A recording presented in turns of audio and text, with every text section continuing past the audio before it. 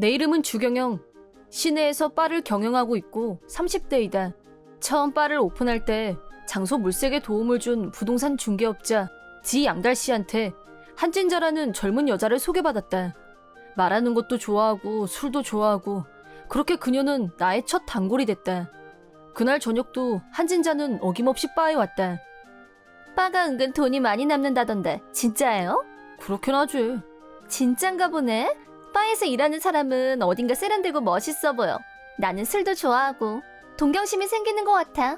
내 생각에도 진자씨 적성에 딱인 듯. 진짜요? 한진자는 급 솔깃한 반응을 보였다. 혹시 내가 실수했나 싶어서 적당히 대답했지만 한진자는 확 넘어온 분위기였다. 근데 문제는 얼마나 이윤이 남느냐인데? 바는 카페나 패밀리 레스토랑에 비해서 고객이 지불하는 기본 금액이 좀 높지. 그래요? 내 생각에는 이것저것 주문하니까 패밀리 레스토랑이 더 지출이 많을 것 같은데? 그게 자세히 들여다보면 바에서 파는 드링크는 한 잔만 팔아도 가격대가 높잖아. 나는 메뉴판을 보면서 보충 설명을 해줬다. 일반적으로 최소 2잔 이상은 마시는 편이고 이익률도 높은 편이거든. 패밀리 레스토랑처럼 종업원이 많이 필요한 것도 아니고 온갖 종류의 재료가 필요한 것도 아니고. 그럼 통장에 저축도 많이 있겠네? 그럴 리가. 바 오픈할 때 빌린 돈이 얼만데 빚밖에 없네요. 그래도 여기 오픈하고 나서 이 근처 땅값이 점점 오르는 추세라서 그때 판단을 잘했다 싶긴 해. 역시 대단해. 그렇긴 해도 만약에 갑자기 2-3천만 원 정도 자금이 딸린다 싶으면 여길 접어야 할지도 여유가 없거든. 가볍게 한 말이었지만 그게 내 현실인 건 사실이다. 그렇구나. 한진자는 내 말을 이해했다는 듯이 고개를 끄덕이더니 황당한 말을 내뱉었다. 저기 말이에요. 장차 훌륭한 바텐더가 될 사람이 있는데 평생 고용할 생각 없어요? 응? 다시 말해서 내가 아직은 아니지만 장차 훌륭한 바텐더가 될 것만 같은 느낌적인 느낌? 그리고 난 당신을 좋아하고 그러니까 결혼하고 싶단 말인데 나 전혀 아냐? 눈을 커다랗게 뜨고 돌직구를 날리는 그녀. 나는 농담 비슷하게 대답했다. 내 아이를 낳아도 뭐 그런 말 여자 버전이야? 재미는 있었어. 나 지금 농담하는 거 아니거든? 당신을 찐으로 사랑한다고. 어쨌든 그녀는 취중이었고 나는 술김에 한 말이란 걸 강조하며 그날 저녁은 직접적인 대답을 피했다. 하지만 그녀는 다음 날에도 바에 찾아왔고 또 고백을 했다. 어제는 술을 핑계로 내가 장난으로 받아들여서 그랬는지 오늘은 술을 마시기 전에 미리 고백부터 했다. 그런 그녀의 열정에 나도 모르게 점점 끌리기 시작했다. 그리고 한 달 후 우리는 결혼했다. 이런 대결심을 하게 된 계기는 나와 진자의 공통 친구인 부동산 지양달이 그녀를 폭풍 칭찬하면서 진자씨하고 너라면 틀림없이 좋은 부부가 될 거야 라고 적극 지지해준 것에 용기를 얻었다. 그러나 결혼 후에야 발견된 그녀의 둔함. 마시는 건 잘하지만 술을 만드는 것에는 전혀 소질이 없었다. 또 그녀는 어려운 칵테일 종류 및 만드는 법에 대한 암기에 대해서 무슨 수능 시험도 아니고 나 이건 안 할래 라면서 열심히 배우려는 태도도 부족했다. 그녀의 태도는 실망스러웠지만 바는 원래부터 나 혼자 해왔기 때문에 지장은 없었다. 장차 훌륭한 바텐더는 탄생할 것 같지 않지만 탄생하지 않아도 되지 뭐.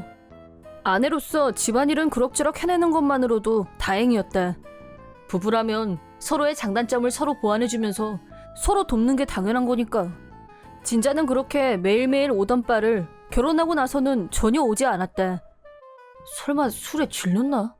하고 생각한 적도 있었지만 잔뜩 취해서 새벽에 일찍 들어오는 날도 있었으니 왜 늦었냐고 하면 여사친들을 오랜만에 만나서 라고 척척 대답을 했다.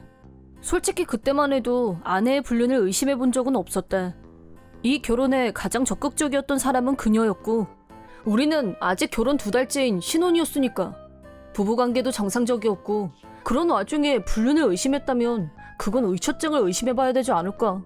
하지만 그로부터 며칠 후 아내의 불륜이 발각됐다. 쓰레기통에 러브호텔 영수증이 버려져 있는 걸 우연히 발견한 것이다. 이 집에서 쓰레기를 버리는 사람은 나와 아내 둘뿐. 나를 빼면 이건 아내가 버린 거라는 결론.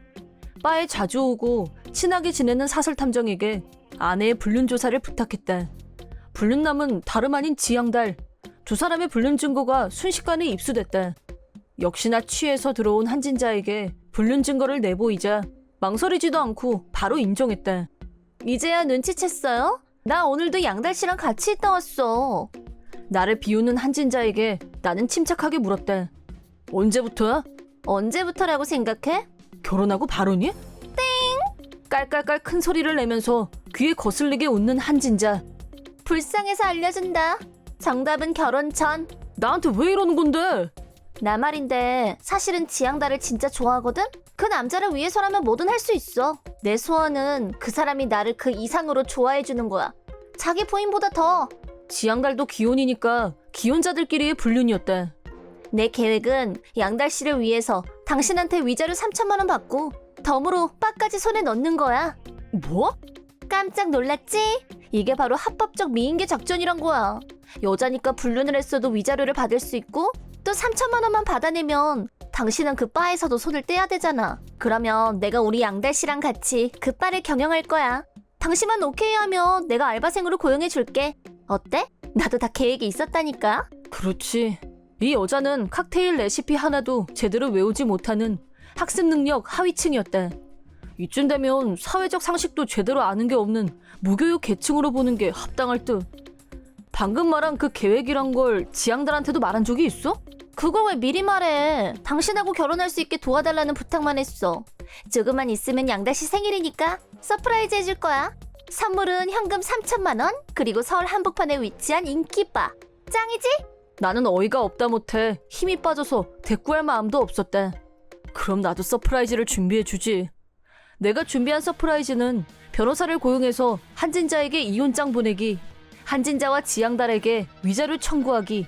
서프라이즈를 받은 한진자는 영업시간 전에 바로 쳐들어왔다. 이게 무슨 말이야?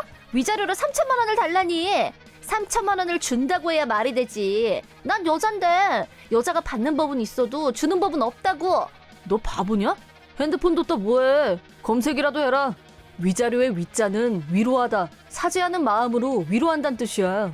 다시 말해서 불륜 피해를 입은 내가 왜 너한테 사죄하면서 위로까지 해야 되는데? 한진자는 그제야 본인이 얼마나 치명적인 실수를 했는지 깨달은 듯했다. 한진자의 핸드폰이 울렸다. 상대는 지양달인 것 같았다. 왜 그러는데?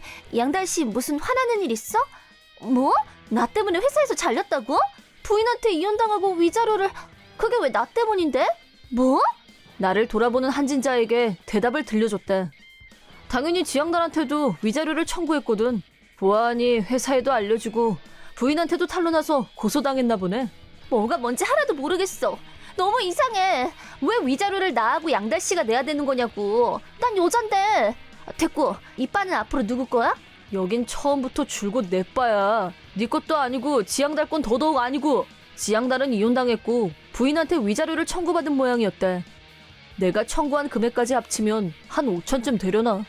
금액도 크지만 부동산에서 해고가 된 터라 위자료를 지불할 여유가 없는 것 같았다. 며칠 전에는 한진자와 같이 와서는 미안하다면서 사정을 봐줄 수 없는지 부탁을 했다. 경영아 미안해. 나도 고의로 그런 건 아니었어. 너하고 나 사이가 이런 일로 벌어지면 안 되잖아. 이빠가 이렇게 번창한 건 내가 장소를 잘 봐줘서 그런 덕도 있잖아. 그건 사실이잖아. 맞아. 양달씨는 고소득자였는데 갑자기 회사에서 잘리고 지금 너무 안 됐어. 제발. 한진자도 지양달도 다 니들이 잘못해서 그렇게 된 거야. 솔직히 한진자의 자폭 자작극에 휘말린 지양달 니 신세가 나보다 더 딱한 건 인정. 아, 재수가 없으려니까. 한진자 너 누가 그래? 여자는 불륜을 해도 위자료를 받을 수 있다고 어디에 그렇게 나와있던? 너무해. 누구 때문에 그랬는데. 난 돈이랑 바랑 다 당신 주려고 했단 말이야. 정말 눈 뜨고 못 볼 장면을 보고 말았고 얼른 내쫓아버렸다. 여자라는 이유로 인생 편하게 살려고 했던 한진자는 또 한 번 자기 꾀에 자기가 넘어가고 말았다. 이번에는 바를 경영해서 편하게 돈을 벌 생각을 하고 은행 융자를 받아서 지양달과 공동 경영을 했으나 빚만 더 늘었다. 지금 두 사람은 빚 지옥에 빠져 있다고 한다. 나는 2호점을 오픈할까 고민 중이다. 물론 학습 능력이 있는 나는 부동산도 바텐더 지망생도 엄선할 예정이다. 내 이름은 천연이. 남편 진한수와 시부모님까지 넷이서 살고 있다. 동거를 하기 전까지는 시부모님과의 사이도 원만했었는데 1년 전부터 남편과 내가 살고 있는 집에서 같이 살게 되면서 시어머니가 며느리인 내 앞에서 갑질을 시작한 것이다. 시어머니는 일상적으로 나에게 언어폭력을 행사했지만 나는 한마디도 대항하지 않고 그저 참았다. 내가 참는 이유는 갑질, 언어폭력의 증거를 다 모아서 한 방에 복수를 하기 위해서다. 연희야, 저녁 아직 있니? 지금 하는 중이에요. 잠시만 기다리세요. 오늘 저녁 반찬은 고기니? 아유, 나는 생선이 먹고 싶었는데. 할 수 없지 뭐. 죄송해요. 나 결정했다. 오늘은 외식이다. 네? 벌써 다 만들었는데요? 오늘은 고기 기분이 아니라는데도? 보기에 맛도 없어 보이고 남으면 버리면 되겠구나. 나는 그렇게 맛없어 보이는 건 절대 못 먹는다. 어머님, 아깝게 이걸 다... 아깝지 않으려면 좀 더 맛있게 만들던가 그럼. 여보, 오늘 우리 외식해요. 그럴까 그럼? 그날은 남편이 야근이어서 저녁은 잔뜩 튀겨놓은 닭고기 튀김을 나 혼자서 먹어야 했다. 다음날 저녁, 그 사실을 남편한테 말하자 엄청 화를 내면서 한밤중에 시어머니한테 설교를 시작했다. 어머니가 며느리한테 갑질하는 분일 줄은 몰랐어요. 실망입니다. 연희한테 사과하세요. 누가 누구한테 갑질을 해? 난 그런 적도 없고 사과도 안 한다. 그럼 당장 이 집에서 나가세요. 한밤중인 것도 상관하지 않고 남편은 시어머니를 집에서 내쫓았고 시아버지가 놀라서 시어머니를 붙잡으러 갔다. 남편이 그 정도로 세게 나왔으면 조금은 달라지려나 기대했었는데 그 후 시어머니의 갑질은 진정되기는커녕 점점 더 급상승했다. 시어머니 때문에 내가 곤란한 처지에 있을 때마다 시아버지는 뻔히 옆에서 보면서도 자기랑은 상관없다는 식으로 반감만 했다. 시어머니의 꼬인 성격은 시아버지가 뭐든지 오케이 하는 것에도 일정 부분 원인이 있다는 확신이 든다. 어느 날 시아버지가 시어머니한테 계속 시달리고 있는 나한테 오더니 무미건조하게 너한테는 항상 미안하다 라고 했다. 그 말투에 더 기분이 상한 나는 그동안 시어머니 갑질에 대한 증거를 다 모아뒀다는 말을 시아버지한테 해줘야겠다는 생각이 들었다. 제가 왜 그동안 참기만 했는지 이유를 말씀드릴까요? 갑질 증거가 많아지면 많아질수록 이혼할 때 위자료가 늘어나기 때문이에요. 그러자 시아버지의 표정이 얼음처럼 굳었다. 시어머니도 뒤에서 다 들었는지 엄청나게 분노하면서 나한테 온갖 욕설을 퍼부었다. 너 우리 진수 돈 보고 접근했니? 천박한 것 같으니라고. 방금 하신 말씀도 다 녹음됐어요. 내가 여유 있는 웃음을 지어 보이며 말하자 시아버지가 시어머니를 억지로 끌어서 방으로 데리고 들어갔다. 그러고 나서 열심히 머리를 조아리면서 그 테이프 나한테 넘겨주겠니? 라고 했지만 당연히 거절했다. 3일 이내에 이 집에서 나가주세요. 라고만 대답했고 시아버지는 짐을 싸기 시작했다. 시아버지는 지금까지 방관과 무시로 일관해왔으면서 이제 와서 당장 며느리한테 사과해! 라면서 경로했다. 이제 와서 사과해도 소용없는데 라고 혼잣말을 하면서 계속 짐을 싸고 있는데 남편한테서 전화가 왔다. 시아버지한테서 전화를 받은 모양이었다. 오늘 안에 두 사람 내보낼 테니까 이혼이란 말은 하지마. 어? 수화기 너머에서 남편은 엉엉 폭풍 눈물을 흘렸고 진짜 두 사람을 내보내면 이혼은 안 하겠다고 하자 남편은 즉시 두 사람을 싸구려 호텔로 내보냈고 짐은 예전부터 빌려서 쓰고 있는 창고로 모두 날랐다. 창고는 이달 말에 해약할 거고 호텔은 딱 3일치만 계산했으니까 그렇게 알라고 시부모님한테 말해주고 집에서 나가라고 하자 시어머니는 남편한테는 온갖 원망을 쏟아냈고 나한테는 욕을 퍼부었다. 남편 조정에서 시부모를 내쫓겠다는 계략인가 본데 겁도 없이 두고 봐라. 내가 니들 꼭 이혼시킬 거니까. 그만해. 그러다가 고소라도 당하면 어쩌려고 그래? 어머니가 무슨 자격으로 우리를 이혼시켜요? 됐으니까 얼른 나가시기나 하세요. 남편이 호통치면서 두 사람을 내보냈고 두 사람이 사라지자 집안의 모처럼 평화로운 일상이 돌아왔다. 그리고 며칠 후 남편은 출근했고 집에서 혼자 조용히 독서를 하고 있었는데 시어머니가 두고 온 물건이 있다면서 갑자기 찾아왔다. 남편도 시부모님이 찾아오더라도 절대로 집안에 들이지 말라고 했고 나 역시 그럴 생각이라서 가라고 해도 말을 듣지 않고 억지로 문을 열더니 성큼성큼 집 안으로 들어왔다. 집 안에 들어오자마자 시어머니는 무섭게 화난 얼굴로 변하더니 나한테 맹비난을 퍼부었다.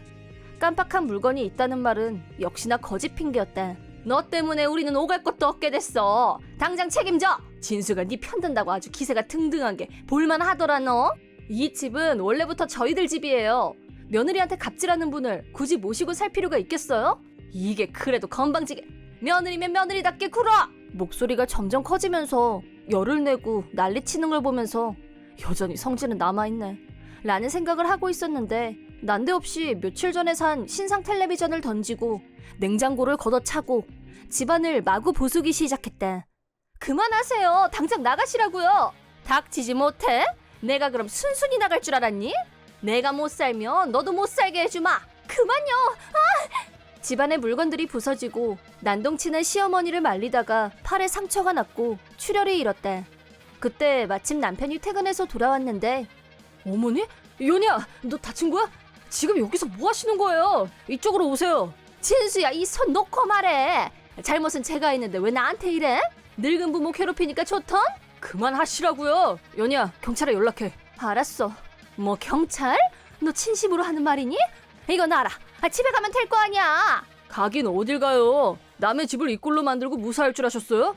남편은 시어머니를 붙잡고 있다가 경찰이 오자 경찰에 넘겨줬대.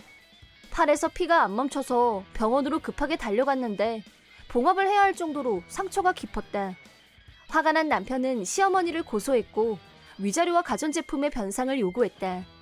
그 사실을 알게 된 시아버지가 가볍게 웃으면서 여전히 진심이라고는 없이 입만 벙긋거리는 사과를 하러 왔다.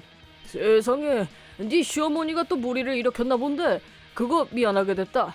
나도 앞으로 철저히 주의를 시킬 테니까 이번 일은 좋은 게 좋은 거 아니겠냐? 좋긴 뭐가 좋은데요. 그걸 지금 사과라고 하시는 거예요?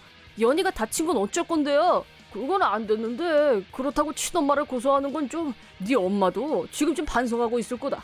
네가 엄마 좀 용서해줘. 영혼 없는 말, 사태 파악 못하는 불구경 태도에 남편은 화를 냈고 결국 완전 절연을 선언하고 시아버지를 내보냈다.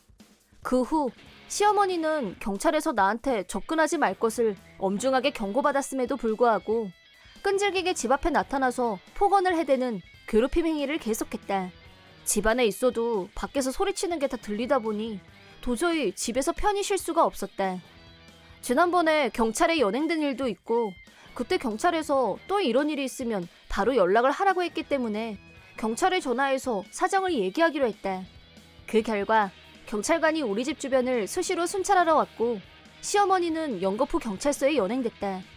그때마다 시아버지가 연락을 받고 신원 보증인으로 경찰서까지 데리러 가야 했는데 매번 경찰서에 가서 똑같은 사과를 되풀이하다 보니 시아버지도 정신적으로 큰 고통을 받았다. 새로 이사간 곳에서도 툭하면 경찰서에서 연락이 온다면서 안 좋게 소문이 났고 시아버지는 결국 불면증에 걸려서 고생을 했는데 수면 부족과 피로가 겹쳐서 집안에서 쓰러졌고 쓰러지면서 머리를 부딪힌 게 운 나쁘게도 하반신 마비가 오고 말았다. 그런데도 시어머니는 우리 집 주변을 맴돌면서 욕설을 멈추지 않았고 시아버지가 병원에 입원해 있는 와중에도 경찰한테서 연락이. 견딜 수 없게 된 시아버지는 재활치료를 통해 조금씩 걸을 수 있게 되자 시어머니를 데리고 지방으로 이사를 가버렸다. 그 뒤로 두 사람은 우리 앞에 두 번 다시 나타나지 않았다. 사람이 별로 없는 산동네에 살게 되면서 시어머니는 아픈 시아버지를 전적으로 혼자서 돌봐야 했고 시아버지 돌봄 때문에 바싹 말랐다는 소문이다.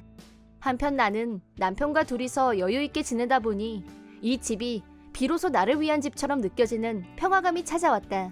두 번 다시 그런 고통은 겪고 싶지 않다는 생각뿐이고 시부모들이 시골로 이사해서 이젠 정말 살 것 같다. 시어머니한테서 나를 지켜주려고 했던 남편한테는 진심으로 고마워하고 있다. 앞으로는 지금보다 더 남편을 소중하게 여겨야겠다고 속으로 다짐해본다.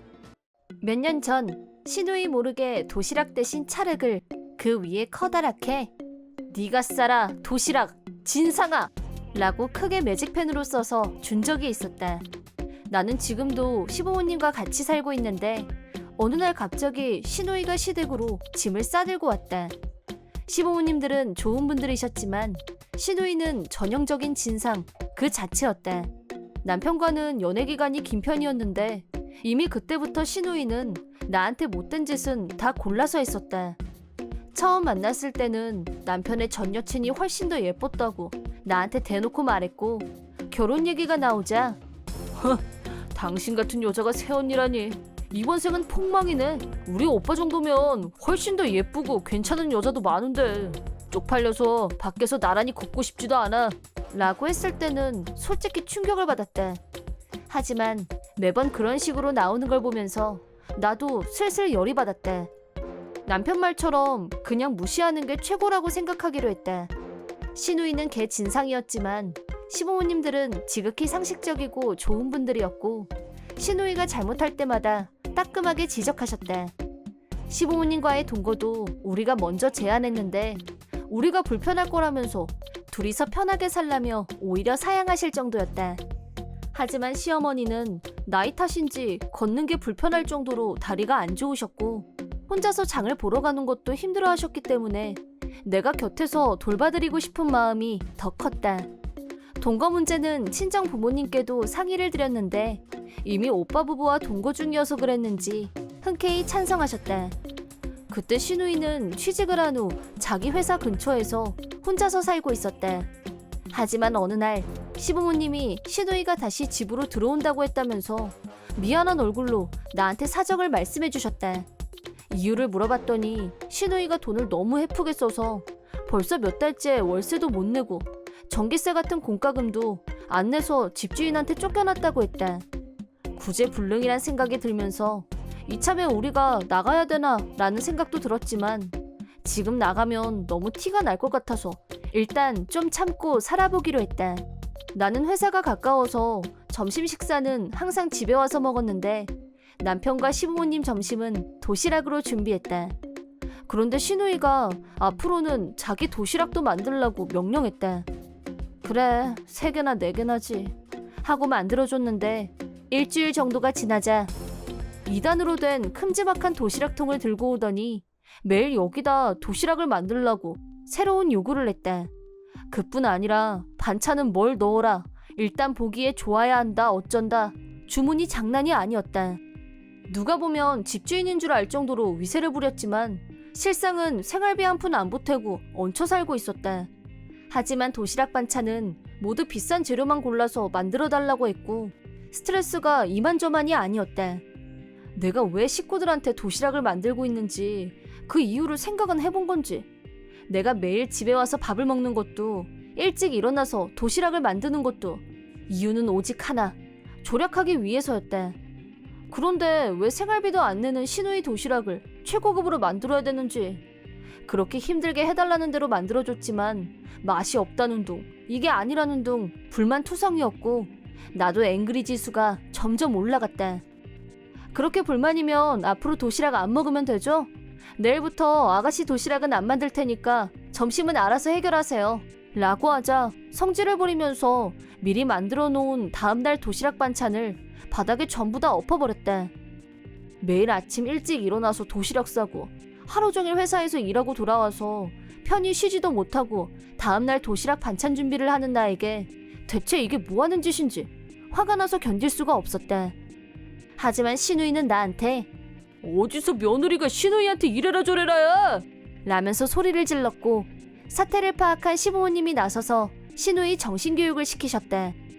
시어머니는 시누이를 방으로 데리고 가서 어디서 음식을 함부로 던져? 새언니가 일하랴 살림하랴 얼마나 고생이 많은데 얻어먹기만 하는 주제에 어디서 투정이야. 당장 가서 사과해 라고 하시자 나한테 오더니 기어들어가는 소리로 미안하다고 했고 여전히 화는 안 풀렸지만 시부모님 입장을 생각해서 사과를 받아들였다. 그 후 남편과 시어머니가 미안하다는 말과 함께 난장판이 된 바닥을 같이 청소해 주셨다. 또 시어머니는 호이나 정말 미안하다. 내일은 그냥 도시락 하루 쉬기로 하자 라면서 몸둘 바를 몰라 하셨다. 아니에요. 다른 날보다 조금만 더 일찍 일어나면 돼요. 그럼 오늘은 좀 일찍 들어가서 자. 뒷정리는 내가 할 테니까 넌 먼저 들어가서 얼른 쉬어 라고 하셔서 기쁜 마음으로 시어머니 말에 따르기로 했다. 하지만 내가 내 방으로 가려고 하자 시누이가 자기 방에서 나오더니 나한테 이겼다고 착각하지 마. 못생긴 게 도시락도 내가 큰맘 먹고 먹어줬더니 제대로 하지도 못하는 주제 라고 건방지게 욕을 하는 걸 보고 나도 이대로만 당하고는 있을 순 없다. 반드시 돌려주리라고 결심했다. 하지만 시어머니가 그렇게 심하게 야단을 쳐도 결국엔 뒤에서 나한테 저렇게 욕을 하는 걸 보면 부모님한테 야단 맞는 것 정도로는 아무런 효과를 기대할 수 없을 거란 생각이 들었다. 그때 내 머릿속에서 좋은 아이디어가 떠올랐고 내일 아침에 일찍 일어나서 당장 실행에 옮기기로 했다. 다음날 아침 신우이에게 평소처럼 대형 도시락을 만들어주기로 했는데 도시락통에 찰흙을 넣고 하얀색 펜으로 도시락통 위에 네가 싸라 도시락 진상아 라고 커다랗게 쓴 종이를 위에 올리고 근사한 보자기로 멋지게 도시락을 묶은 후 테이블 위에 올려놨다. 물론 다른 도시락은 평소와 전혀 다를 바 없었고 다들 평소처럼 자기 도시락을 들고 가면서 도시락 싸느라 고생했지? 고맙다. 맛있게 먹을게. 라고 인사를 했다. 마지막으로 신우이한테도 도시락통을 건네주면서 어제 미안했어요. 오늘은 특별하게 만들었으니까 가져가세요. 라고 하고 묵직한 도시락을 신우이한테 전달했다. 그리고 그날 저녁 7시 신우이는 씩씩거리면서 성난 모습으로 집 안으로 들어왔다. 그 시간에 다른 식구들도 모두 집에 있었는데 나한테로 곧장 달려오더니 지금 뭐 하자는 거야? 너 때문에 내가 오늘 회사에서 얼마나 웃음거리가 됐는지 알아? 이게 도시락이냐?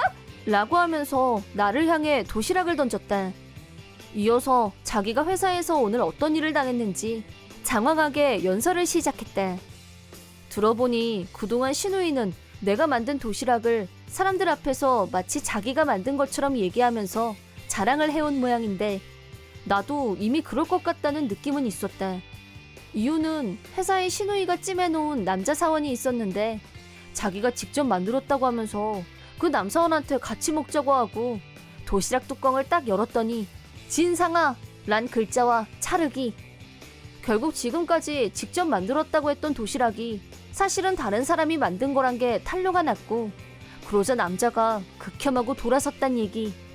신우이는 아침에 내 태도를 보고 도시락 뚜껑을 열기 직전까지는 다른 날보다 훨씬 더 정성을 들였을 거라고 잔뜩 기대하고 자신있게 도시락을 펼쳤다는데 도시락 사건은 순식간에 동료들 사이에 퍼져나갔고 매일같이 자랑질에 한 입씩 맛보라고 선심을 쓰던 도시락이 알고 보니 신우이가 만든 게 한 개도 없었다는 사실이 알려지면서 망신을 톡톡히 당했고 현재 얼굴을 들고 다닐 수 없는 지경이라고 했다. 그러면서 나더러 책임지라고 소리 지르고 화내고 욕하고 난리를 피웠는데 옆에서 같이 지켜보던 시부모님과 남편이 그거야 네 잘못이지? 매일같이 도시락 싸주는 것만으로도 감사해야지. 넌 불평밖에 할 줄 아는 게 없냐? 누가 아니래. 사과는 네가 해야지. 맞아요. 너 당장 사과해. 라면서 세 사람이 동시에 화를 냈다. 온 식구가 불같이 화를 내자 성질 나쁜 신우이도 설 자리가 없다는 걸 깨달았는지 나한테 사과하는 대신 마지막 발악을 하면서 방문을 쾅하게 닫고 자기 방으로 들어가 버렸다. 그 다음 날부터는 신우이 도시락은 만들지 않아도 됐지만 이번에는 내 옷과 액세서리가 조금씩 없어졌고 이상하다 싶었는데 신우이가 스마트폰 웹사이트를 이용해서 중고품 거래를 하고 있었다. 역시 이번에도 시부모님과 남편이 또 화를 냈는데 이 여자 때문에 내가 얼마나 큰 수모를 겪었는지 알잖아. 이건 위자료 대신이야. 이 정도로 넘어가주는 게 어딘데? 라면서 되려 화를 냈다. 그 말을 듣고 난 남편이 너 아직도 정신을 못 차렸구나. 진정한 피해자는 네 새언니야. 위자료 같은 소리 하고 있네. 위자료는 위쪽에서 청구해야 말이 되지. 라면서 분노가 하늘을 찔렀고 인내심의 바닥이 드러난 시부모님은 신우이를 집에서 내쫓아버렸다. 신우이는 누가 친딸인데 어떻게 친딸을 괄시하고 며느리를 두둔하냐며 말도 안 된다고 난리를 쳤지만 시어머니가 신우이를 밖으로 끌어내고 멀리 쫓아버린 후로는 신우이도 집 근처에 나타나지 않았다. 그 후 신우이는 낡은 아파트를 얻어서 혼자서 살고 있다고 들었는데 이번에는 회사 부품을 몰래 훔쳐서 내다 팔다가 회사에 발각됐고 해고를 당했다. 그러자 신우이는 집으로 다시 찾아와서 직장도 잃고 돈도 없고 월세며 전기세 낼 돈도 없고 먹을 거 살 돈도 없다면서 집으로 다시 들어오게 해달라고 빌었지만 시부모님은 언제까지 어린애냐며 아예 연을 끊어버리셨다. 이 모든 결과는 자업자득. 시부모님 앞에서는 못할 소리지만 인간성이 바닥 이하인 신우이와 연을 끊게 돼서 진짜 속이 후련하다. 사이다 무비튼 내 이름은 이강희. 남편 왕재수와 둘이서 살고 있다. 설날 같은 명절에는 반드시 둘이서 같이 시댁에 가는데 그 추운 겨울에 역에서 한참 떨어진 시댁까지 걸어서 도착할 때쯤엔 온몸이 꽁꽁 얼어있는데도 시어머니와 시누이는 반가워하기는커녕 공짜 가사도우미가 온 걸로 아는지 일을 하도 시켜서 시댁에 가는 게 정말 싫었다. 시아버지는 병풍이나 다름없었고 내가 시어머니와 시누이에게 노골적으로 괴롭힘을 당하는 걸 봐도 이런 방구 없는 분이었다. 남편도 별다를 거 없이 내가 부탁하면 귀찮아할 뿐 자기가 나설 생각은 손톱만큼도 없었다. 진상 가족들 속에서 유일하게 내 편을 들어주는 사람이 있었으니 바로 5살 된 조카 수정이는 나를 무척 따랐고 내가 가면 나한테 붙어서 떨어지려고 하질 않았다. 이번 설에도 역시 싫었지만 시댁으로 향했고 도착하자마자 시어머니는 점심시간이니까 얼른 와서 거들라고 했다. 왔냐? 원수덩어리 같으니라고? 오늘은 좀 쓸모가 있으려나? 너 살림 제대로 가르치려고 내가 이것저것 생각해놨으니까 그렇게 알아? 그렇게 해서 다시 지옥 체험이 시작됐다. 내가 냉장고 문을 열자 넌 왜 남의 집 냉장고를 들여다보고 있어? 너네 집에선 그렇게 가르치던? 라고 욕을. 환풍기를 켜려고 하면 전기세 아까운 줄도 모르고 가서 창문 열어! 라면서 추운 겨울에 창문을 다 열고 벌벌 떨면서 부엌일을 하게 했다. 시누이는 그런 나를 구경하듯 쳐다보면서 한가하게 과자나 먹으며 놀고 있으면서도 전혀 1도 도울 생각이 없었다. 남편도 나한테는 1도 관심이 없었고 시아버지와 맥주를 마시자 시어머니도 같이 합류해서 셋이 마셨고 설거지는 나 혼자의 몫이었다. 그때 수정이가 오더니 뒤에서 나를 꼭 안았다. 왜 숙모, 내가 같이 할까? 고마워. 근데 여긴 추우니까 방에 가 있어. 수정아, 부엌은 추워서 안 돼. 감기 걸리니까 할머니한테 와. 싫어, 나 여기 있을 거야. 시부모님이 억지로 데리고 가려고 하자 울음을 터뜨렸고 부엌은 시베리아. 수정이가 걱정된 시댁 식구들은 긴급하게 점심은 외식으로 결정했다. 하지만 시골이라 택시도 안 들어오는데 자동차가 5인승 한 대밖에 없어서 전원이 다 탈 수도 없었다. 자연스럽게 내가 빠지는 걸로 분위기가 조성됐다. 그러자 수정이가 다시 울음을 터뜨렸고 내가 안 가면 자기도 안 갈 거라고 하는 바람에 다들 난처한 표정을 지었다. 결과적으로 나하고 수정이가 남고 나머지 사람들끼리 외식을 하기로 결정이 났다. 잘 들어. 우리 수정이한테 무슨 일 생기면 가만히 안 둘 거니까 애 잘 보고 있어. 행여 애 다치기라도 하면 넌 바로 이혼이야. 알았어? 수정아, 너 이 여자가 너한테 못되게 굴면 바로 옆집으로 도망쳐야 돼. 알았어? 왜 숙모는 착해? 둘밖에 없을 때 본성이 드러날 수도 있어. 그러니까 조심해야 된다고. 배고프니까 빨리 좀 가자. 그래 어서 가자.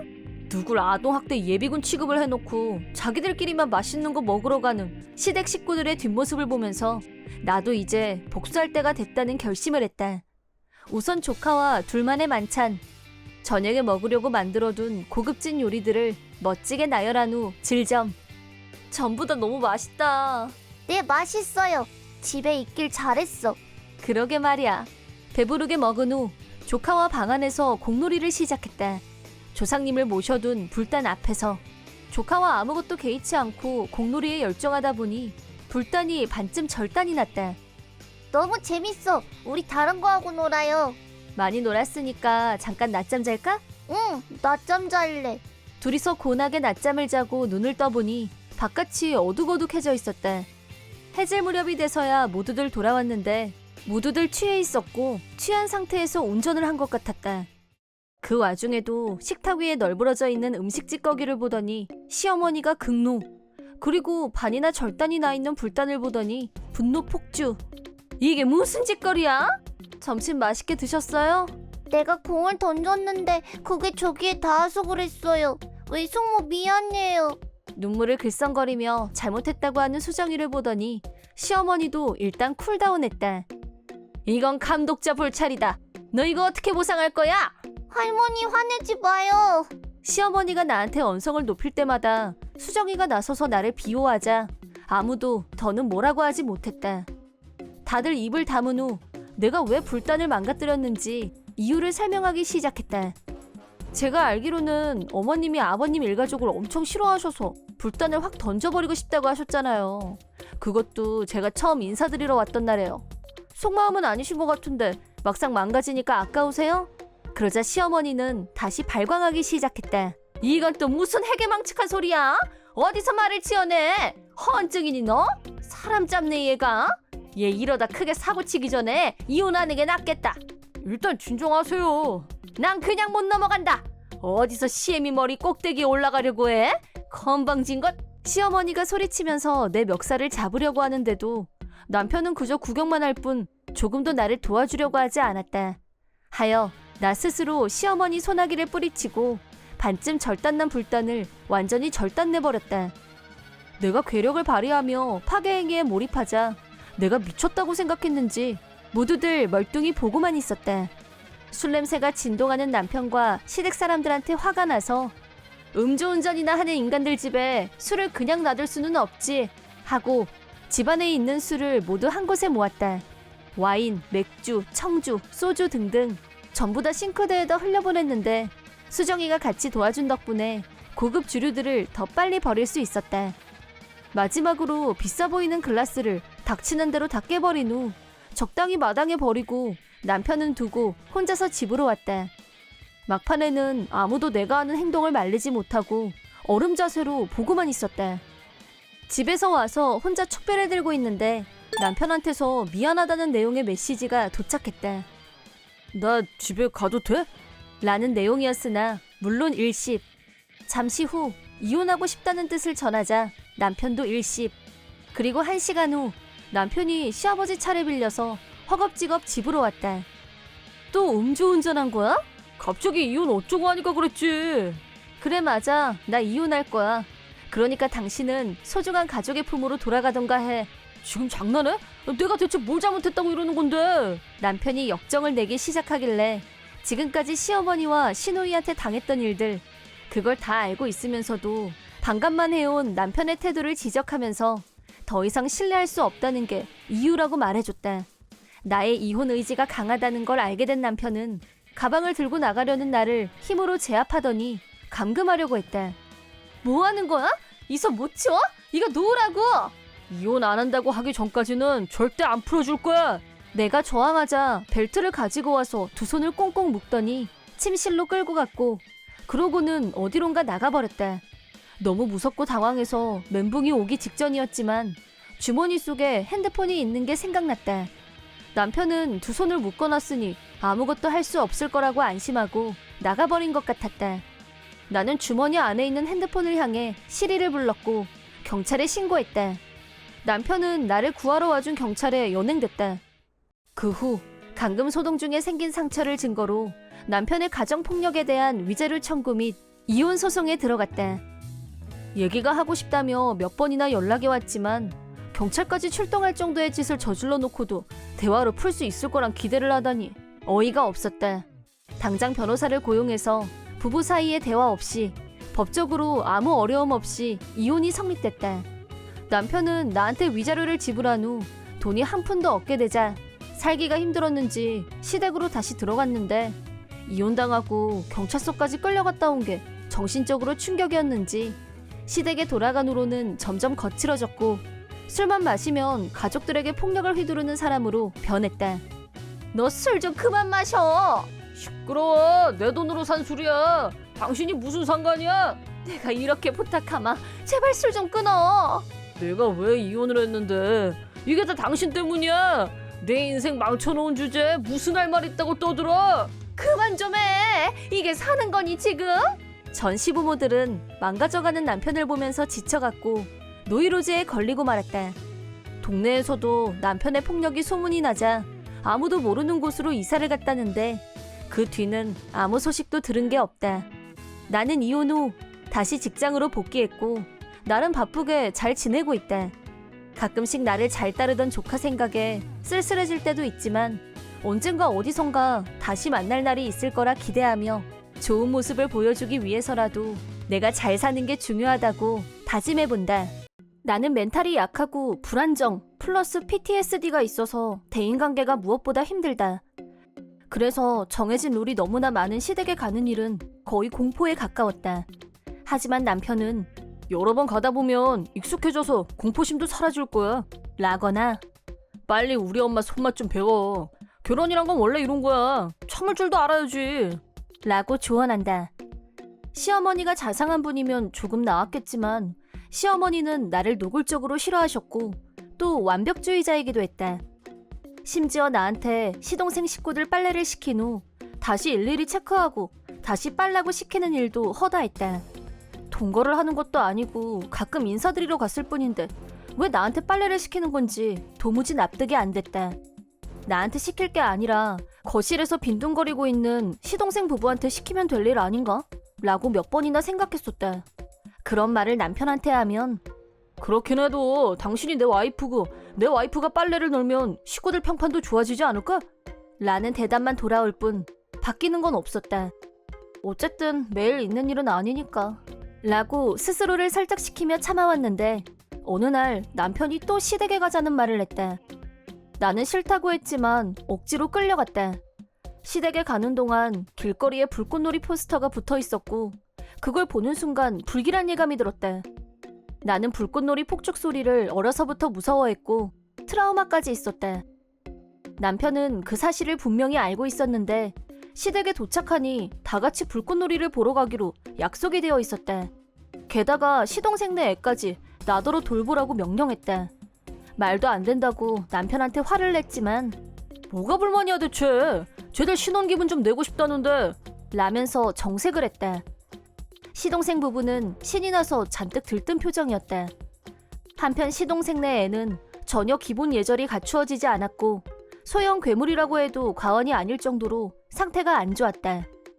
남편한테 몇 번이나 싫다고 했는데도 괜찮다, 이게 다 트라우마를 극복할 기회다 라고 하면서 내 의견은 무시했다. 불꽃놀이가 시작되자 남편은 조카는 안중에도 없고 시부모님들과 불꽃놀이에만 정신이 팔려 있었다. 다른 사람들이 모두 신나 있을 때 나는 폭죽 소리에 벌벌 떨면서 조카를 열심히 챙기러 쫓아다녔다. 말도 안 듣고 정신없이 돌아다니면서 포장마차에 있는 음식들을 손에 잡히는 대로 집어서 먹고 난리였다. 사람들한테 사과하고 조카한테 따끔하게 말하면 기분 나쁘다며 발로 내 다리며 배를 차고 성질을 내면서 사람 진을 다 빼놨다. 불꽃놀이가 끝나고 집에 온 시동생 부부는 자기 애한테 불꽃놀이 어땠냐고 물었고 큰엄마가 야단쳤다고 대답하자 나한테 화를 냈다. 왜 애한테 화를 내요? 처음 봐주면서 그러고 싶나? 그러다 우리 애 트라우마 생기면 어쩔 건데요? 그거 잠깐 보는 것도 제대로 못하니 자기 애는 어떻게 키우려나 모르겠네. 고맙다는 인사는 못할 망정 나한테 억지로 떠맡겨 놓다시피 해놓고 어디서 훈계질까지 하는지 열이 받아서 미칠 것 같았다. 그러고 나서 집에 어떻게 도착했는지 기억도 제대로 안 난다. 그날 밤 열이 39도까지 올랐고 침대에 쓰러지고 말았다. 그런데도 남편은 불꽃놀이 소리 때문에 열까지 난다고? 넌 종이 멘탈이냐? 강해지고 좀 라고 하는 게 아닌가. 그 순간 그동안 애써 참고 있던 어떤 감정이 북받쳐 올랐고 이건 아니라는 생각이 확고해졌다. 밤새 고열로 힘들었지만 아침이 되자 열도 내리고 몸도 가벼워졌다. 나는 벌떡 일어나 짐을 챙겨서 그대로 나와서 친정으로 갔다. 아침 일찍 큰 가방을 들고 집으로 온 나를 본 엄마는 깜짝 놀라서 아빠를 불렀다. 나는 두 분께 이른 아침에 나타난 이유를 말씀드렸다. 이번 일뿐만 아니라 그동안 시댁에 갈 때마다 내가 당했던 일들. 천식 때문에 계속 기침을 했는데 시어머니는 나더러 열심히 청소를 하면 금방 좋아질 거라며 다락방 청소를 하라고 해서 갑자기 호흡곤란이 일어났던 일. 결국 구급차에 실려서 병원에 입원을 하게 됐는데 나더러 남편이 당신이 이럴수록 더 열심히 몸을 단련해야 돼 라고 설교를 늘어놓았던 일. 내 얘기를 들으면서 아빠는 몸을 부들부들 떨었고 친정에서 지낼 것과 다시는 그 집에 갈 필요 없다고 하셨다. 아빠가 그렇게 화를 낸 건 불꽃놀이 사건, 천식 사건 때문이었다고 생각한다. 천식은 어려서부터 고질병이었고 몇 번이나 구급차에 실려가서 목숨이 위태로웠던 적도 있었기 때문에 지금도 걱정을 많이 하셨고 불꽃놀이 역시 어렸을 때 사촌오빠가 나를 일부러 괴롭히려고 내 귓가에 대고 불꽃놀이에 불을 붙여서 화상을 입은 적이 있는데 그때 일시적으로 청각에 마비가 온 적이 있는 걸 두 분 다 또렷하게 기억하고 계시기 때문이었다. 우리가 결혼할 때도 남편한테 불꽃놀이는 해마다 열리는 행사고 하니 특별히 주의해달라고 부탁까지 하셨었다. 하지만 남편은 불꽃놀이에 대해서 가볍게 여겼던 게 분명하다. 친정 부모님과 대화를 하고 있는데 내가 집에 없다는 걸 안 남편한테서 전화가 걸려왔고 결혼에 대해서 다시 생각해보기 위해서 친정에 와 있다고 말해줬다. 그러자 남편은 무슨 생각을 어떻게 다시 하냐며 잔말 말고 당장 돌아오라고 차갑게 말했다. 전화를 끊자 엄마와 아빠가 어떻게 할 생각이냐고 물으셨다. 엄마 아빠 모두 화가 나는 걸 꾹꾹 참고 있는 것처럼 보였지만 내 결혼이고 내가 스스로 결정해야 할 문제이기 때문에 내 의견을 존중하겠다고 하셨다. 나는 며칠 더 신중하게 생각해보고 결론을 내리겠다고 말씀드렸다. 그 사이 또 남편한테 전화가 왔는데 시어머니가 조카를 보다가 허리를 삐끗했다면서 집안 청소도 해야 하고 와서 할 일이 많다면서 당장 오라고 성화를 부렸다. 내가 왜 친정에 와 있는지 모르는 건지 아님 생각을 안 하는 건지 정말 어이가 없었다. 남편은 나한테 그동안 시어머니가 나한테 엄격하게 교육을 시켰기 때문에 내가 성장한 부분도 많다면서 이럴 때 보답을 안 하면 언제 하냐고 하는 말을 듣고 나는 마음을 굳혔다. 우선 부모님께 남편과 이혼하겠다는 의사를 전달하자 변호사를 선임해 주시겠다고 해서 감사히 받기로 했다. 어쨌든 남은 짐들도 챙겨야 하고 남편하고 한 번은 마주보고 말을 해야 할 것 같아서 임시 귀가를 하기로 했다. 낮에는 남편이 출근하고 없었기 때문에 그 사이에 짐을 싸서 택배업체에 운반을 부탁했다. 저녁이 되자 남편이 퇴근해서 왔고 나를 보자 남편은 너 이제야 정신을 차렸구나. 내일은 우리 집에 가서 엄마 좀 도와드리고 알았지? 그럴 필요가 있을까? 나 당신하고 이혼할 거라서 내 짐은 다 옮겼고 이 아파트도 이달 말에 비워주기로 했어. 에? 못 들었어? 이혼하자고 했는데? 당신 그리고 당신 식구들한테 휘둘리는 거 더는 못해. 나를 아끼고 존중할 줄 모르는 남편과 함께 있어봐야 앞으로 내 인생에 행복은 없을 것 같아서 이혼하기로 했어. 왜 이렇게 흥분하고 그래? 당신 노력한다고 했었잖아. 당신이 계속 노력하면 우리 엄마도 언젠가는 당신을 인정해줄 거야. 바로 그 부분이야. 내가 왜 당신 어머니한테 인정받으려고 괴롭힘 당하면서 참고 있어야 되는데? 내가 그동안 당한 게 인정받는 과정이었다고 생각해? 절대 아니거든? 내 짐은 다 정리했고 당신 짐은 당신이 알아서 시댁으로 보내든지 정리해. 뭘 그래야 되는데? 왜는? 이 집은 우리 아빠 명의의 집이야. 당신이 타고 다니는 차도 우리 아빠 명의의 차고. 혹시 까먹었어? 그러자 남편은 갑자기 표정이 달라지면서 바들바들 떨었다.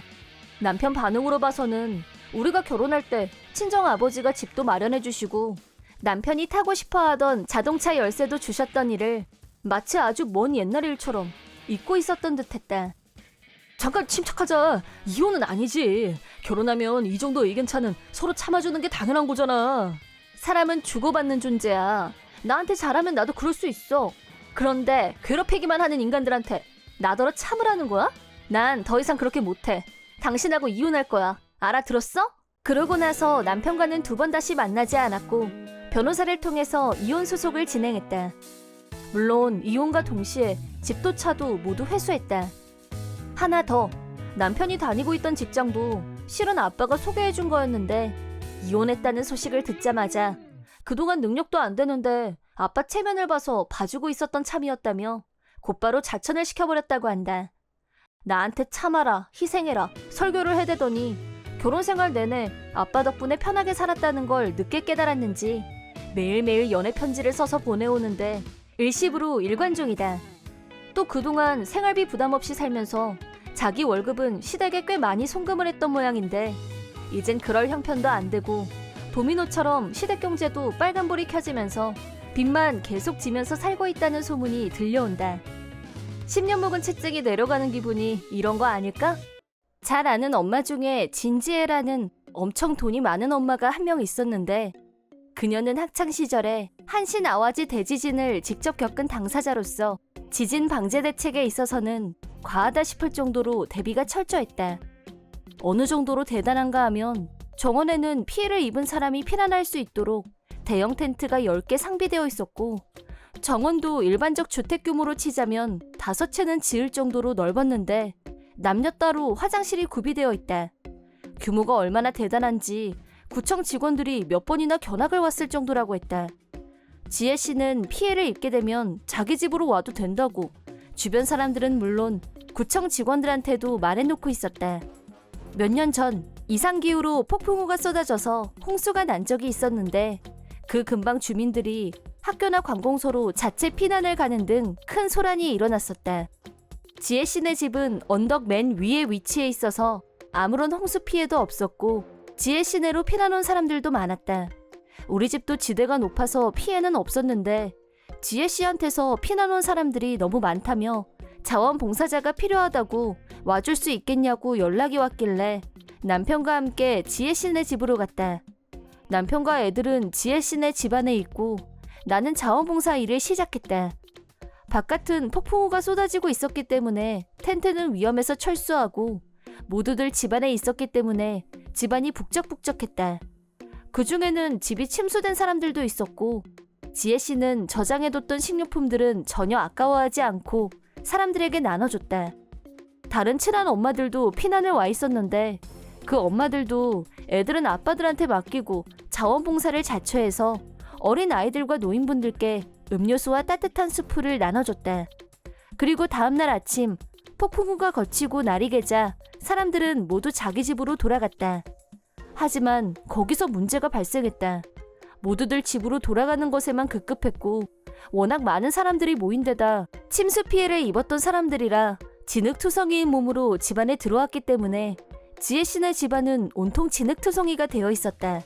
피난을 왔던 사람들 중에는 장소를 빌려준 곳에 보답을 하고 가고 싶다며 자청에서 지혜 씨네 집을 구석구석까지 깨끗하게 청소하고 돌아간 사람들도 있었다. 그때 자원봉사를 하고 있던 어떤 여학생이 지혜 씨를 부르러 왔다. 여학생이 따라가 보니 무슨 이유인지 변기가 깨져 있었고 일부러 더럽히고 간 것처럼 창문도 깨지고 침대도 진흙투성이가 되어 있었다. 이건 정말 너무했다. 어떻게 이렇게 지저분하게 해놓고 갈 수가 있는 거야? 일부러 침대에 진흙을 잔뜩 묻히고 간 게 분명해. 그리고 저 소파를 좀 봐봐. 다른 방은 안 그런데 이 방만 진흙투성이잖아. 지혜 씨는 본인이 참사를 경험한 후 후회되는 일이 많았기 때문에 그때 일을 생각해서 다른 사람들에게 도움이 되고자 많은 것을 준비해왔다. 그런 이유가 아니라면 텐트를 10개나 준비할 필요도 없고 화장실을 몇 개씩 만들 이유는 더더군다나 없었을 거다. 돈이 많아서 그럴 여유도 있는 거라고 한다면 그것도 틀린 말은 아니겠지만 이건 기본적으로 사람에 대한 배려심 없이는 할 수 없는 일이라고 본다. 도움을 받았으면 고마워하는 게 당연하거늘 어떻게 이런 짓을 저지를 수가 있는지 진심으로 화가 났다. 하지만 우리 같은 일반인이 청소할 수 있는 범위가 아니었고 소파와 침대는 전문 업체를 불러서 청소를 맡겨야 할 수준이었다. 그날 오후까지 남은 사람들끼리 청소를 마치고 지혜 씨에게 감사하다는 인사를 하고 헤어졌다. 하지만 그날 저녁 다시 지혜 씨한테 연락이 왔고 상의하고 싶은 일이 있다고 해서 저녁 때 다시 지혜 씨 집으로 갔다. 내가 안으로 들어가자 지혜 씨는 힘이 하나도 없는 모습으로 앉아 있었다. 왜 그래요? 그러자 지혜 씨가 귀중품이 들어있던 케이스를 보여줬는데 겉보기에는 멀쩡해 보였는데 자세히 보니 열쇠 구멍이 망가져 있었고 안에 있던 물건도 사라지고 없었다. 이 안에는 할머니 유품으로 받은 보석하고 할아버지 유품이 시계가 들어있었어. 헉! 경찰에 신고는 했어? 못했어. 그 사람들은 내가 직접 집으로 부른 거나 마찬가지잖아. 그래도 이런 건 신고를 해야지. 그렇게 되면 그날 우리 집에 왔었던 사람들이 전부 의심받게 되잖아. 어제 워낙 사람들이 많아서 정신이 없었고 얼굴이 다 기억나는 것도 아니고. 그것도 맞는 말이긴 했다. 어제는 피난 오려는 사람들을 최대한 많이 받아들였고 그 중에는 얼굴을 모르는 사람도 있었다. 그렇게 되면 범인을 찾는 건 무리가 아닐까 하는 생각을 나도 하게 됐다. 하지만 지혜 씨는 할머니와 할아버지의 유품을 2개나 한꺼번에 잃어버린 것 때문에 무척 낙담하고 있었다. 이 일을 어쩌면 좋을까 고민하던 중에 좋은 생각이 떠올랐다. 예전에도 한번 지혜 씨가 물건을 잃어버렸다고 했었는데 그때도 고급진 물건이었다. 그때는 자기가 착각한 것일 수도 있다면서 경찰에 신고하는 건 포기했었다. 그러고 보니까 어제 왕재석 씨도 오지 않았었나? 혹시 그 방을 썼던 건 아니고? 왕재숙 씨는 엄마들 사이에서 문제아로 찍혀있는 인물이었다. 또 다른 엄마들한테서 집에서 물건이 없어진 적이 있다는 말을 들은 적도 있었다. 듣고 보니까 그런 것 같다. 들어오는 건 분명히 본 것 같은데 물건을 훔쳤단 증거는. 그렇긴 하네. 그런데 지혜씨 조부모님이 남기신 거니까 물건 자체는 아주 옛날 게 맞지? 그러면 자기가 사용하려는 건 아닐 것 같고, 혹시 인터넷에서 팔려고 하는 건 아닐까? 안 돼, 그건. 만약에 팔리면 다시 찾아올 수가 없잖아. 왕재숙 씨 당근을 팔로우하고 있는 엄마가 있을 수도 있으니까 한번 찾아가 보기로 하자. 그렇게 말한 후 나하고 지혜 씨는 왕재숙 씨 어카운트를 알만한 엄마들 연락처를 정리해서 반씩 검색을 했고, 왕재숙 씨 어카운트에서 우리 예상대로 지혜 씨 조부모님이 유품이 상품 목록에 있는 걸 발견했다. 우리는 증거를 확보한 만큼 일단 왕재숙 씨 집으로 찾아갔고 대답할 때까지 따졌다. 당신 지혜 씨 집에서 귀중품 훔쳤지? 자, 이게 바로 증거야. 뭐래? 이거 내 거야. 어디서 누굴 도둑 취급이야? 기분 나쁘게. 증거도 없으면서 그렇게 막말하는 건 좀 아니지? 증거라면 있어요. 우리 할아버지 손목시계는 시리얼 넘버가 적혀있는 세상에 딱 하나밖에 없는 시계야. 물론 나는 그 번호를 암기하고 있고. 그런 복병이 있을 줄은 전혀 예상하지 못했었는지 왕재석 씨는 분하다는 듯이 찌찌하게 진짜 돈도 많으면서 물건 한두 개 없어지는 게 무슨 대수라고 이 난리야? 그 보석하고 시계는 조부모님이 남겨주신 유품이야. 당장 게시판에서 삭제해줘. 홍수 피해를 입고 나서 지혜 씨가 도와준 게 얼만데 어떻게 물건을 훔칠 생각을 할 수가 있어? 내가 그렇게 말하자 왕재숙 씨는 지금 청문회라도 하겠다는 거야? 돈 많다고 있는 대로 자랑하고 돌아다니는 게 눈꼴 싫어서 그랬다. 왜? 돌려주면 될 거 아니야, 돌려주면. 그러더니 방에서 훔쳐간 보석과 시계를 들고 나왔고 지혜 씨에게 거칠게 돌려줬다. 이제 볼 일 없지? 그럼 당장 돌아가! 그 불손하고 경우 없는 태도에 뭐라고 한마디 하려고 하는데 지혜 씨가 고개를 흔들었다. 그러면서 물건을 찾았으니 됐다며 그만 가자고 했다. 화가 치밀어 오르긴 했지만 피해자인 지혜 씨가 그냥 가자고 하는데 어쩔 수가 없었다. 그러나 다음 날부터 왕재숙 씨는 벌을 받게 됐다. 보석과 시계를 훔친 것에서 끝난 것이 아니라 지혜 씨네 방을 엉망진창으로 만든 장본인은 바로 재숙 씨네 애들이란 사실도 알게 됐다. 그날 지혜 씨는 사람들에게 피난 장소를 제공해준 은인이었는데 지혜 씨네 집이 피난 장소라는 사실을 알게 된 왕재숙 씨는 평소에 돈 자랑을 하고 다닌 사람으로 낙인을 찍은 후 이유 없이 분풀이 삼아 변기를 부숴버린 것이다. 심지어 애들한테 방안을 진흙투성이로 만들라고 명령까지 했다고 한다. 하지만 애들은 자기들이 한 일이 양심에 거슬렸는지 항상 자기들한테 잘해주는 할머니 할아버지께 그 사실을 털어놨다. 그리고 그 얘기는 왕재숙 씨 남편 귀에까지 들어가서 나쁜 짓을 한 게 다 들통이 났는데 결국 양쪽 집안 부모님 그리고 남편한테서 맹렬한 비난을 들었다고 한다. 그 후 지혜 씨네 집으로 남편, 부모님과 같이 사과를 하러 왔었다고 한다. 그때 봉투 안에 위자료를 넣어서 가지고 왔다고 한다. 왕재숙 씨의 부모님은 재해 피해자에게 피난처를 마련해 주신 분께 은혜를 원수로 갚은 셈이 되어서 정말 입이 10개여도 할 말이 없다고 했고 애들도 울면서 잘못했다고 용서를 빌었다고 한다. 남편분은 남을 괴롭히는 일에 애들을 이용했다는 사실에 격노했고 왕재석 씨와는 이혼할 거고 앞으로 애들도 만나지 못하게 할 거라고 단단히 벼르고 있다는 얘기를 들었다.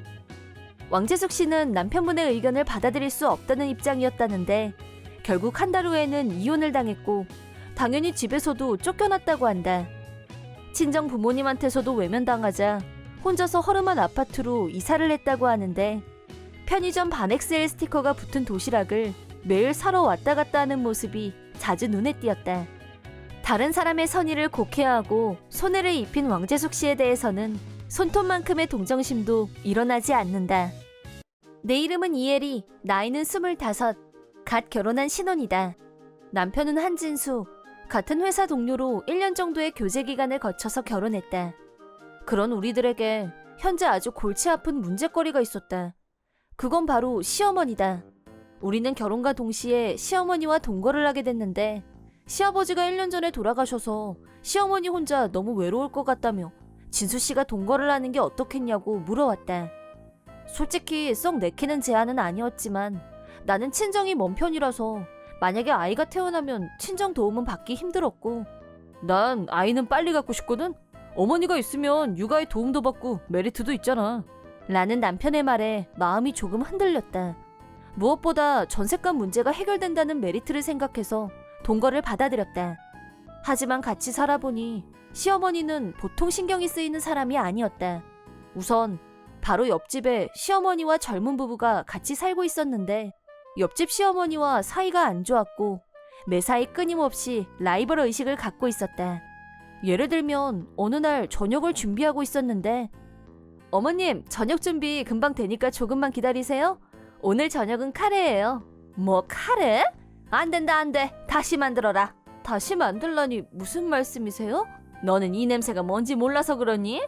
옆집은 분명히 소고기 전골이다. 그럼 우리는 소고기를 구워야 말이 되지. 얼른 준비해라. 그래도요, 카레는 거의 다 완성됐고 냉장고에 지금 고기도 없어요. 예, 없으면 얼른 가서 사와야지. 이런 식으로 옆집에 대한 대결의식이 선을 넘었었다. 야채가 다 익어서 카레가루만 넣으면 요리 끝이었는데 갑자기 웬 고기? 결국 시어머니 성화에 못 이겨 고기를 사러 뛰어갔고 저녁 준비는 원점으로 돌아갔다.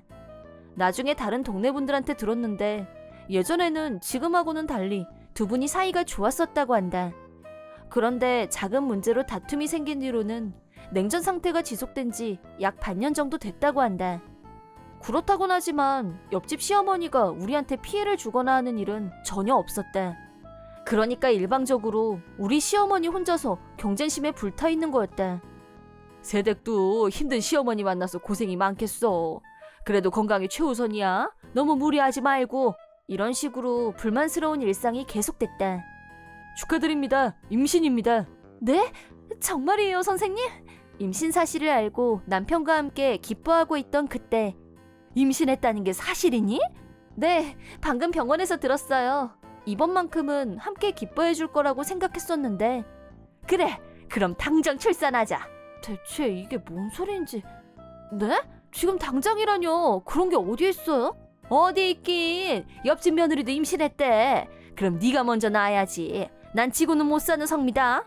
이 발언에는 나도 남편도 어처구니가 없어서 입이 다물어지질 않았다. 길게 상대할 가치가 없다고 판단하고 적당히 대꾸하고 피했는데 그 뒤로도 끈질기게 너 아직도 태기가 없니? 아우 미치겠네. 그러다 저쪽한테 선수를 뺏기겠어. 하는 짓마다 마음에 안 들어서 원 라면서 점점 욕까지 하는 수준이 됐다. 그 이상한 경쟁심은 아이가 태어난 후 더욱 심해졌다. 옆집에는 벌써 걸어다닌단다. 왜 우리 집에는 아직인 거냐고. 말은 언제 할 거야 대체? 빨리 할머니 해봐. 아우 시끄러워. 울정신이 있으면 말을 해야지. 옆집에 지고도 가만히 있을 거야? 이제는 딸아이 은하까지 옆집과의 경쟁에 끌어들였는데 그건 은하가 크고 나서도 여전히 변한 게 없었다. 너 뭐하고 있어? 옆집에는 피아노 배운단다. 너도 어서 피아노 학원 등록해. 네? 나 수영 시작한 지도 얼마 안 됐는데. 수영은 아무래도 상관없어. 옆집에도 벌써 그만뒀다면서. 너도 빨리 그만두고 이제 피아노 학원 다녀. 이런 식으로 시어머니의 헛된 경쟁심 때문에 은하는 이 학원, 저 학원을 뺑뺑이 도는 신세가 됐다. 힘들게 친해진 친구들과도 오래 사귀지 못했고 본인이 원하지 않는 일까지 억지로 강요받기도 하고 갈수록 딸아이가 가여워졌다. 나와 남편이 몇 번이나 항의했지만 이 집주인은 나야. 집주인이 하라면 해야지 뭔 말이 많아? 라면서 도무지 우리 의견을 듣지 않았다. 하지만 은하가 초등학교 4학년이 됐을 때 대전환점을 맞이했다. 옆집 시어머니가 돌아가신 것이다. 장례식은 엄숙하고 조용하게 치러졌는데 시어머니는 속으로 뭐가 그렇게 좋았는지 들뜬 표정을 숨기지 못했고 춤이라도 추고 싶은 사람처럼 좋아했다. 옆집 시어머니가 돌아가시자 오랫동안 겨뤄왔던 경쟁에서 본인이 승리했다고 생각하는 게 분명했다. 하지만 지금까지 시어머니의 허황된 경쟁심에 희생양이 되어왔던 우리로서는 이런 식으로 끝이 나는 건 속이 뒤틀려서 참을 수가 없었다. 우리 셋은 열심히 의논한 끝에 멋지게 복수하기로 결심했다. 어머님, 죄송한데요. 전화 좀 받아주시겠어요? 제가 지금 손이 이래서요. 뭐? 너 이제 시어미를 부려먹으려 드는 거니? 기가 막혀. 네, 여보세요? 저희는 땡땡장에산데요. 잠시 실례하겠습니다. 지난번에 문의하셨던 장례식권으로 연락을 드렸습니다. 장례식이라니? 그게 무슨 말이에요? 한진자 씨 장례식을 올리고 싶다고 문의하신 건에 대해서 연락을 드렸거든요. 뭐? 나라고? 아, 네네. 전화 제가 받을게요. 여보세요? 전화 주셔서 감사합니다. 물론 이 전화는 우리가 세운 계획의 일부였다. 시어머니의 눈이 동그래진 걸 알았지만 나는 대화를 계속했다. 아, 네. 네, 그렇겠죠. 저기 어머님, 날짜는 언제로 할까요? 아무래도 되도록 빠른 게 좋겠죠? 얘가 지금 너 미쳤니? 내 말에 시어머니는 붕괴했고 전화기를 뺐더니 끊어버렸다. 내 장례식이라니. 대체 너 무슨 생각을 하는 거야? 농담이라고 해도 되는 말이 있고 안 되는 게 있는 거야. 시어머니의 언성이 높아진 순간 농담하는 거 아닌데. 딸아이 은하의 등장. 은하야, 왜 너까지 나서서 이러는 거니 대체? 할머니가 항상 그러셨잖아요. 옆집한테 지면 안 된다고요. 내가 태어날 때도 우리 엄마한테 매일 재촉했었다면서요? 그거야, 그땐. 그런데 옆집 할머니가 돌아가셨으니까 우리 할머니도 빨리 따라가야죠. 빨리. 침착하고 또박또박하게 말하고 있는 말투와는 달리 은하의 표정은 분노로 이글거리고 있는 게 고스란히 느껴졌다. 지금까지 경쟁심의 도구로 쓰여온 거나 마찬가지였기 때문에 원망이 얼마나 깊을지 짐작이 안 갔다. 나한테 매일 그러셨잖아요. 하루도 안 빼놓고 옆집 애보다 뒤처지면 안 되라고. 아니. 얼른 서둘러야 돼요. 안 그럼 점점 뒤처진단 말이에요. 언제가 좋을까요? 빠를수록 좋으니까 내일로 해요. 내가 다시 아까 장례식장에 전화할게요. 은하가 수화기를 들자마자 시어머니가 불같이 화를 내며 소리를 질렀다. 당장 수화기 못 내려놔? 어디서 할머니를 놀려? 이 집에서 태어나서 이 집에서 살면 이 집 주인이 내 말을 듣는 게 당연한 일이지. 그게 뭐 어쨌다고 이래? 이때 뒤에 있던 남편의 등장. 이제 그만하세요. 친수야. 아직도 우리 은하가 얼마나 고통을 받았는지 그래도 모르시겠어요? 허황된 경쟁심 때문에 얼마나 시달렸는지 생각해 보시라고요. 그건 애리도 마찬가지예요. 결혼한 후로 한시라도 마음이 편한 날이 있었는 줄 아세요? 남편이 우리가 하고 싶은 말을 시원하게 대변해줘서 가슴이 뻥 뚫리는 기분이었다. 평소엔 조용하게 화 한 번 안 내는 남편이 이렇게까지 화를 내다니. 이쯤 되면 시어머니도 깨달은 바가 있을 거라고 생각했었는데. 시끄럽다. 너부터 문제야. 내가 이 집 주인이고 제일 어른인데 내 명령에 따르는 게 당연하지. 뭐가 문제야? 라면서 아까보다 더 화를 냈다.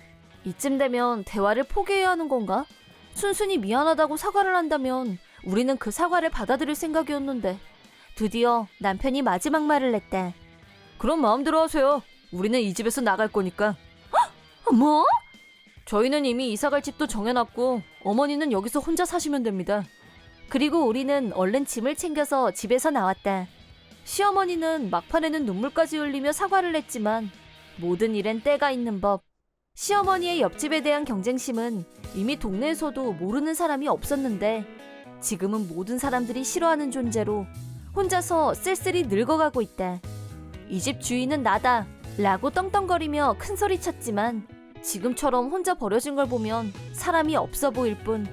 은하도 두 번 다시 할머니는 만나고 싶지 않다고 하고 앞으로 시어머니가 어떻게 되든 신경 쓰지 않을 거다.